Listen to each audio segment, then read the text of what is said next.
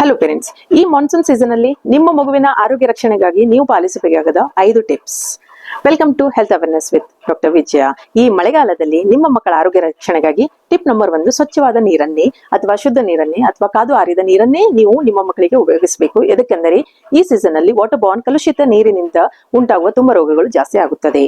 Tip number 2, ಶುದ್ಧವಾದ ಊಟವನ್ನೇ ಅಥವಾ ಆಹಾರವನ್ನೇ ಕೊಡುವುದು. ಹೌದು, ಈ ಟೈಮಲ್ಲಿ ಸ್ಟ್ರೀಟ್ ಫುಡ್, ತೆರೆದಿಟ್ಟ ಆಹಾರಗಳು, ಕಟ್ ಮಾಡಿದ ಆಹಾರಗಳನ್ನ ನೀವು ಅವಾಯ್ಡ್ ಮಾಡಲೇಬೇಕು. ಯಾಕಂದ್ರೆ ಫುಡ್ ಬಾರ್ನ್ ಡಿಸೀಸಸ್ ಈ ಸೀಸನ್ ಅಲ್ಲಿ ಟೈಫಾಯ್ಡ್ ಆ ರೀತಿ ತುಂಬಾ ಜಾಸ್ತಿ ಆಗುತ್ತದೆ. ಟಿಪ್ ನಂಬರ್ 3, ಮಕ್ಕಳನ್ನು ಸೊಳ್ಳೆಗಳಿಂದ ನೀವು ರಕ್ಷಿಸಲೇಬೇಕು.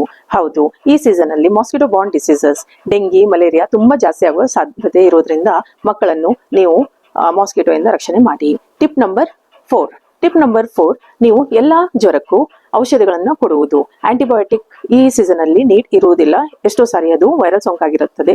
ಸೊ ನಿಮ್ಮ ವೈದ್ಯರನ್ನು ಭೇಟಿಯಾಗಿ ನೀವು ಸಲಹೆಯನ್ನು ತೆಗೆದುಕೊಳ್ಳಬೇಕು. ಹಾಗೆ ಮೋಸ್ಟ್ ಇಂಪಾರ್ಟೆಂಟ್ ಟಿಪ್ ನಂಬರ್ 5, ಮಕ್ಕಳನ್ನು ತುಂಬಾ ಜಾಸ್ತಿ ಹೊತ್ತು ಒದ್ದೆ ಬಟ್ಟೆಯಲ್ಲಿ ಇರಿಸೋದು.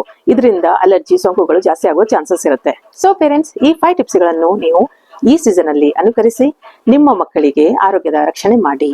So prevention is better than cure. So parents, ಈ ಇನ್ಫಾರ್ಮೇಶನ್ ಅನ್ನು ಸೇವ್ ಮಾಡಿ ಬೇರೊಬ್ಬ ತಂದೆ ತಾಯಂದಿರಿಗೂ ಶೇರ್ ಮಾಡಿ. Thank you. Doctor Vijaya, parenting paediatrician.